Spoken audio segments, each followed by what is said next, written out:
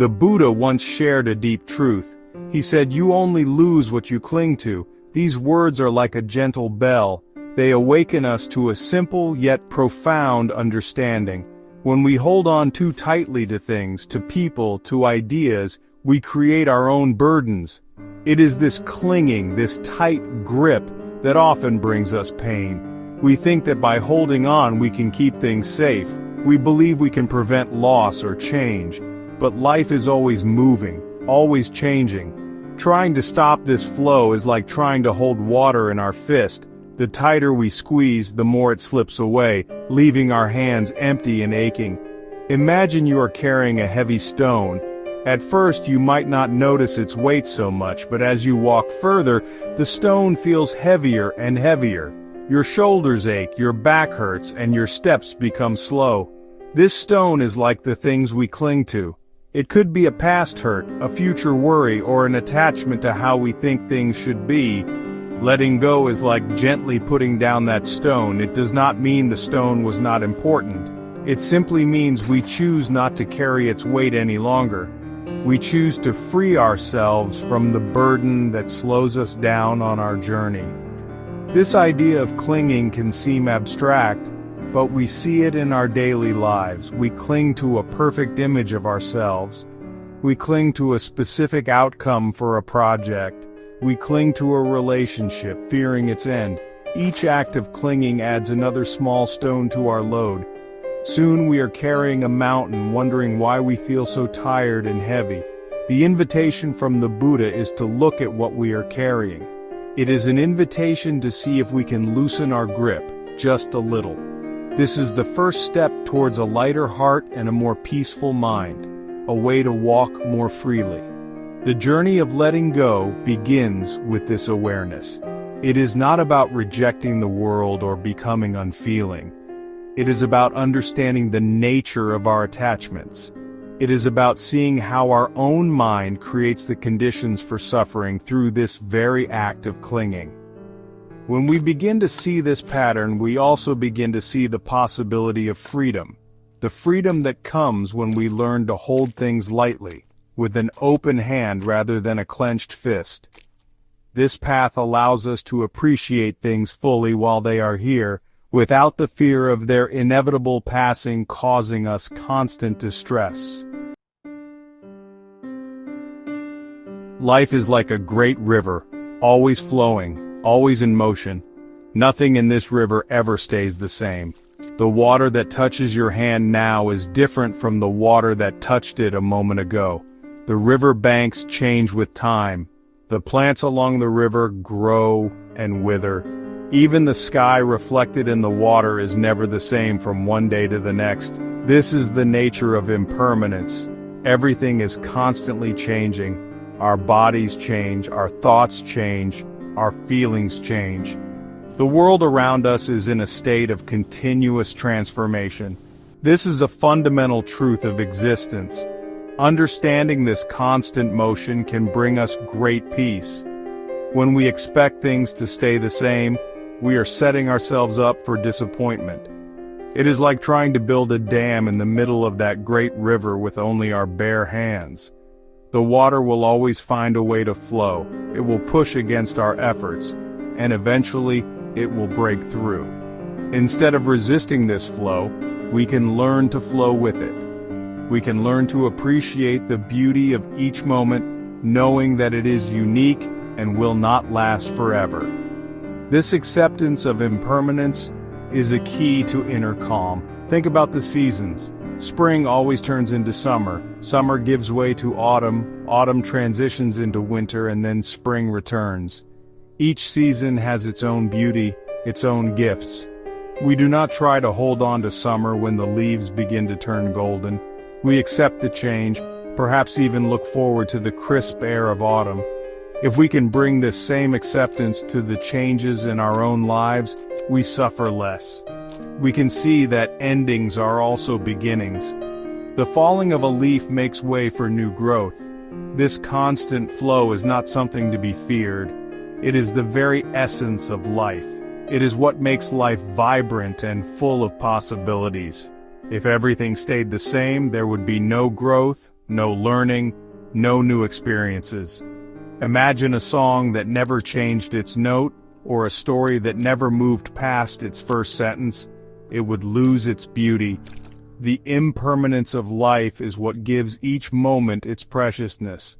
Knowing that this moment will pass encourages us to be fully present for it, to cherish it while it is here, without demanding it stay forever. It is very natural for us humans to form attachments. We grow to love people, and we want them to be with us always. We make plans for our future, and we become attached to those specific plans working out. We have memories of happy times, and we cling to those memories, wishing we could relive them. This clinging comes from a deep desire for happiness and security. We believe that if we can just hold on to these people, these relationships, these plans, then we will be safe and happy.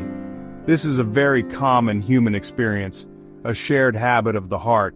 However, this very act of clinging can become a source of great unease.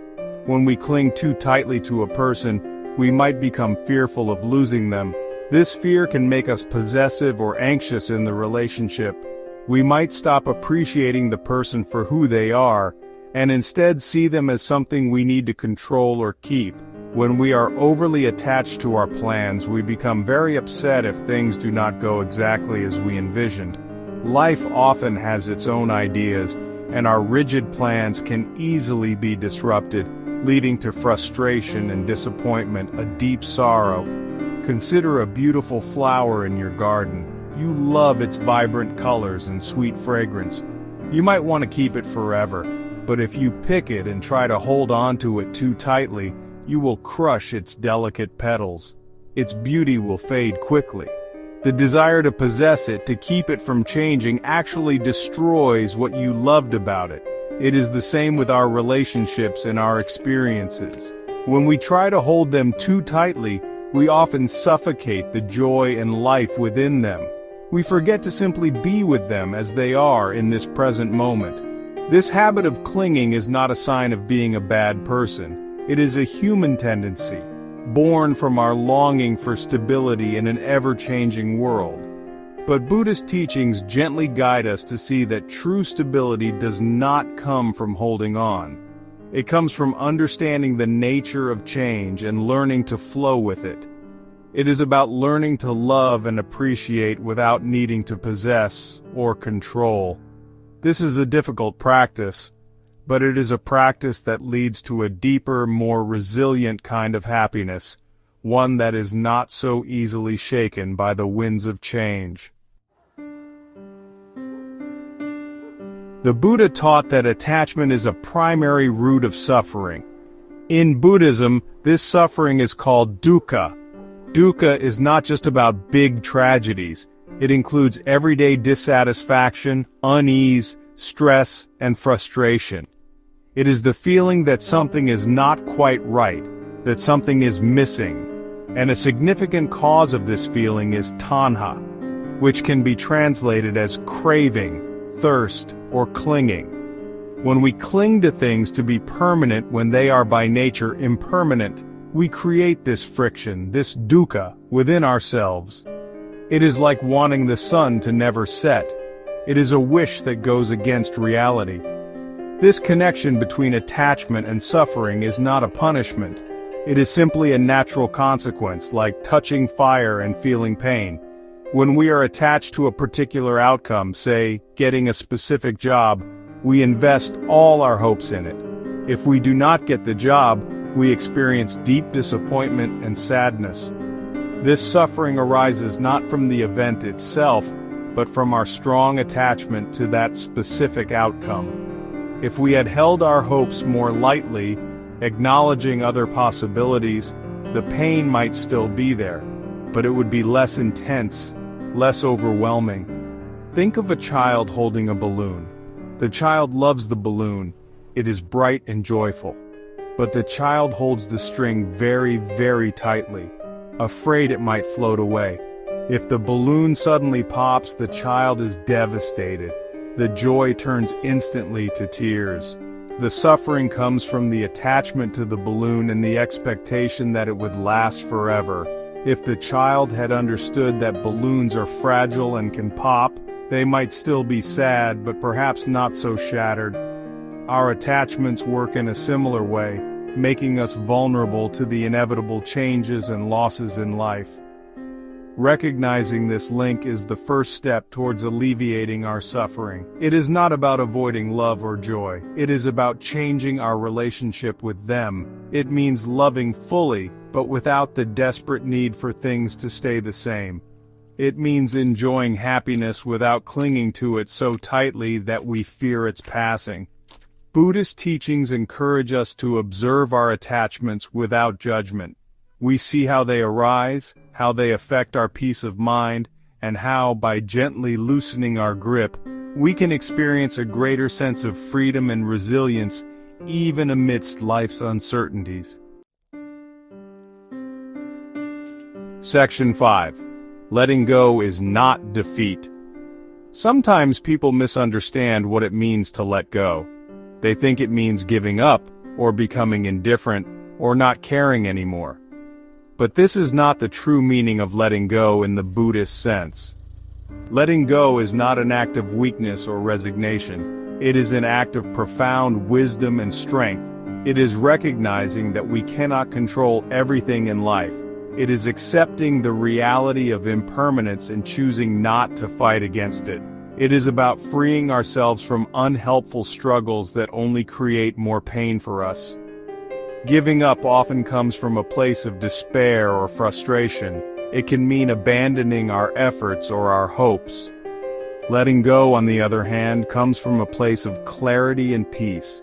It is an active choice to release what is causing us suffering, or what is no longer serving our growth. For example, letting go of a plan that is clearly not working is not giving up on success. It is opening ourselves to new, perhaps better possibilities.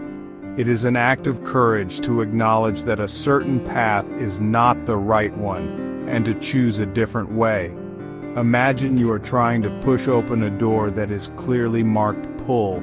You push and push, using all your strength, but the door does not budge. You become frustrated and tired. Giving up might mean walking away from the door altogether, defeated.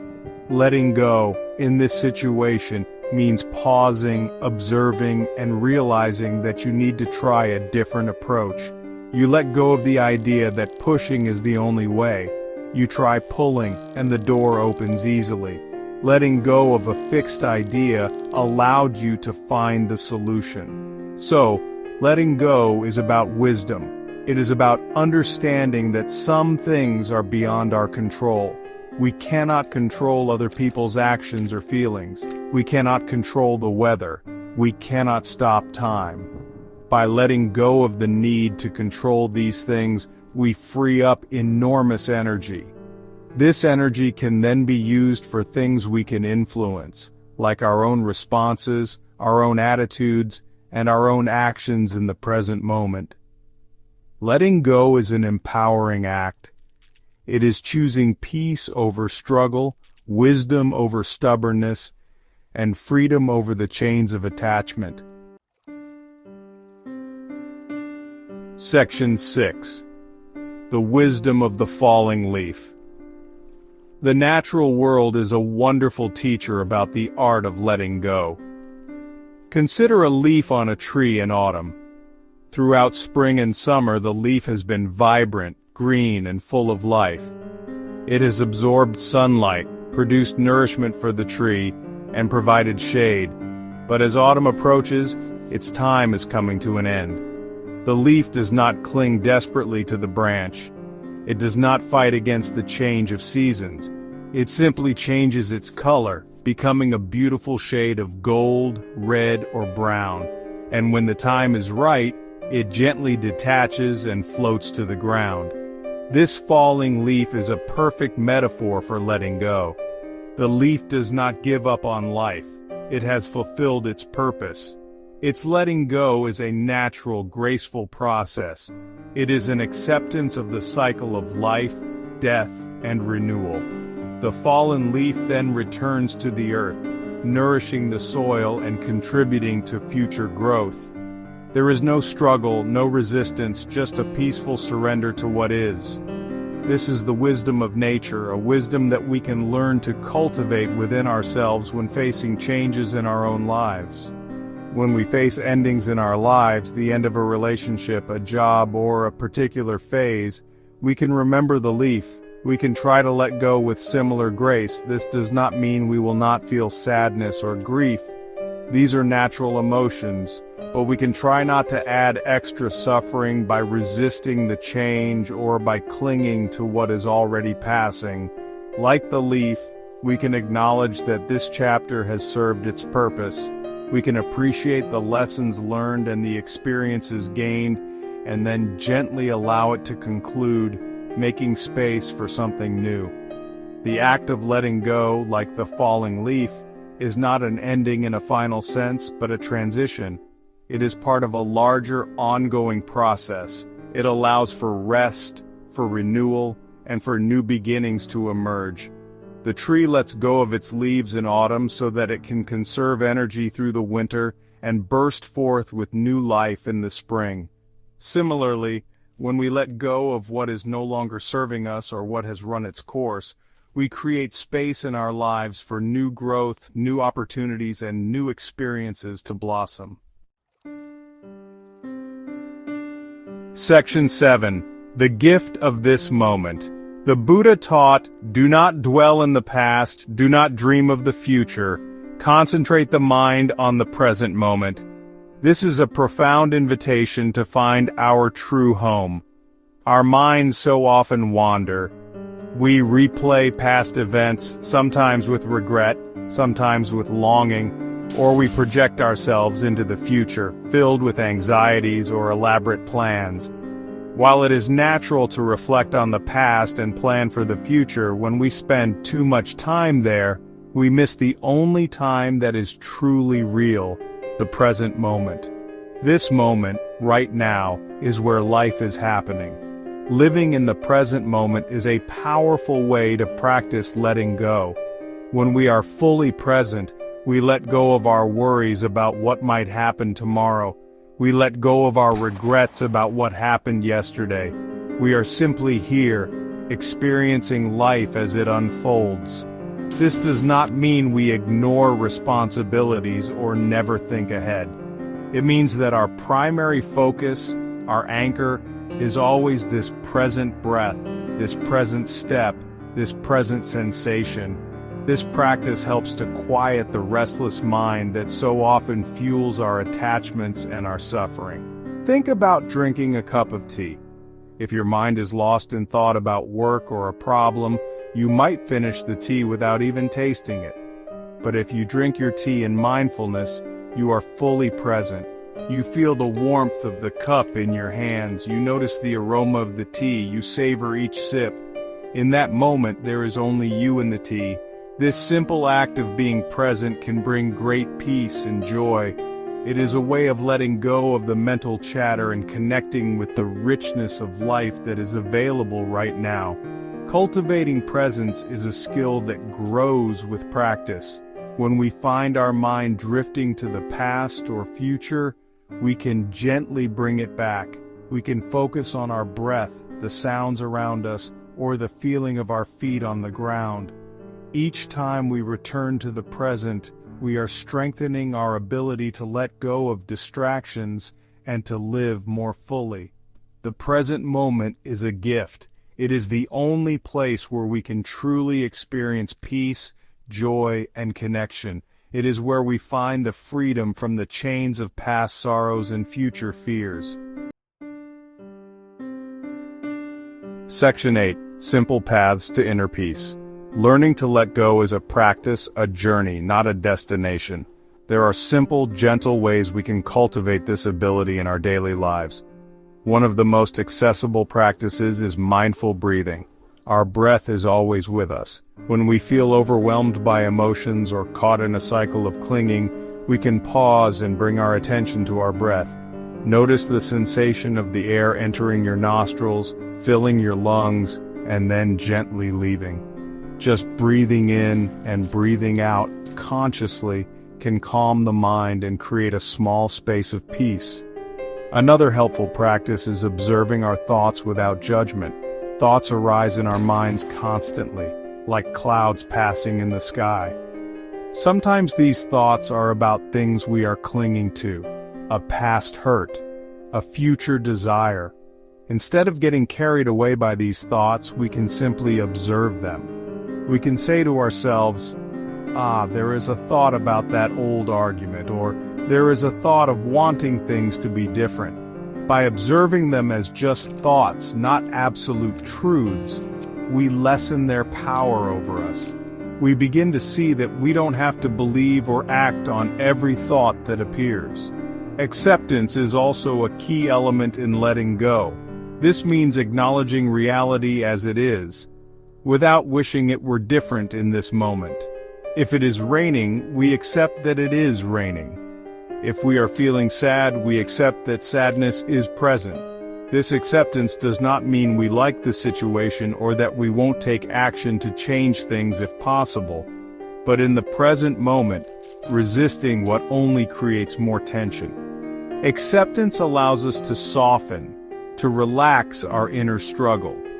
From this place of acceptance, we can then choose how to respond with more clarity and wisdom.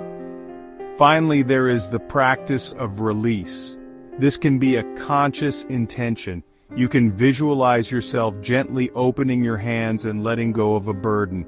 You can write down what you are clinging to on a piece of paper and then safely burn it or bury it as a symbolic act of release. These small rituals can be surprisingly powerful. They help to signal to our deeper mind that we are ready to let go. These practices, breathing, observing, accepting, and releasing, are gentle supports on our path to finding more freedom and peace within ourselves, one moment at a time. Section 9. Embracing Change, Finding Joy. The truth of impermanence, that everything is always changing, might at first seem unsettling. We often seek permanence and stability. Yet, if we look deeply, we can see that this very impermanence is what gives life its beauty and its preciousness. Because moments pass, we learn to cherish them more. Because relationships change, we learn the importance of presence and appreciation. If everything stayed the same forever, life would lose its dynamic quality, its potential for growth and discovery. The fleeting nature of a sunset makes it all the more breathtaking. Embracing impermanence allows us to let go of the unrealistic expectation that things should always remain as they are. This acceptance does not mean we become passive. Instead, it frees us to engage with life more fully and joyfully, knowing that each experience is unique and temporary. It helps us to appreciate the small joys, the simple moments of connection, the beauty that surrounds us, because we understand that these too will change. This understanding can transform our fear of change into an appreciation for the vibrant dance of life itself. Letting go then becomes an act of profound love. It is love for ourselves, as we release the burdens that cause us suffering. It is love for others, as we allow them to be who they are, without trying to control or possess them. It is love for life itself, as we embrace its flow and its mysteries. When we let go of our tight grip on how we think things be, we open ourselves up to how things, and in that space, we can find unexpected peace and contentment. It is an invitation to dance with change rather than resist it. Ultimately, the path of letting go is a journey towards inner freedom. It is a way to navigate the inevitable ups and downs of life with greater ease and wisdom. It allows us to release pain from the past, anxiety about the future, and the tension of trying to hold on to the present. By choosing to let go, we choose peace. We choose to live more lightly, more joyfully. As the Zen proverb wisely reminds us, let go or be dragged. The choice is always ours, in every moment, to loosen our grip and find the serenity that awaits.